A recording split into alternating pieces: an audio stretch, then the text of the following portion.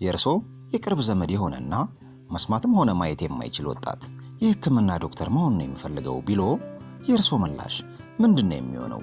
ድንጋጤ፣ ጥርጣሬ፣ ግርምት? ብርታትና ጽናት ካለ በሰማይ መንገድ አለ ያስብላል የ32 ዓመቷ እንግሊዛዊት አሌክሳንድራ አዳምስ ታሪክ።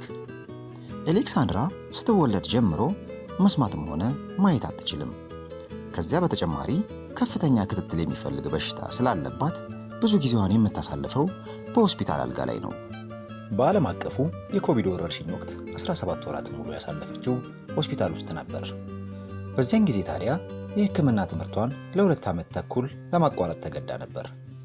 የአሌክሳንድራ ትልቁ ህልም የነበረው ሀገሯን እንግሊዝን ወክላ በፓራኦሎምፒክ የውሃ ዋና ውድድር ላይ መሳተፍ ነበር። የስፖርቱ ህልሟ ባለመሳካቱ ተስፋ አልቆረጠችም። እቅዷን ቀይራ ለዓመታት የሕክምና ትምህርት መማር ጀመረች። እናም ታላቅ ድል አስመዘገበች። በሕክምናና በፈጠራ ጽሑፍ 2 ዲግሪዎችን በአንድ ጊዜ በማግኘት ተመረቀች። አሌክሳንድራ ታካሚዎቿን ስትመረምር ከጆሮ መስሚያዋ ጋር የተገናኘ ልዩ የብሉቱዝ ስቴቶስኮፕ ትጠቀማለች።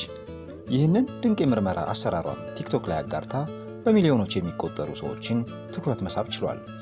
ዛሬ ላይ አሌክሳንድራ በእንግሊዝ ታሪክ የመጀመሪያዋ መስማትና ማየት የተሳናት ዶክተር ሆናለች። ማንኛውም የጤና ችግር ወይም ፈተና የወደፊት ህይወታችንን ሊወስን አይችልም የሚለውን ከጠንካራዋ አሌክሳንድራ የህይወት ተሞክሮ መማር ይቻላል።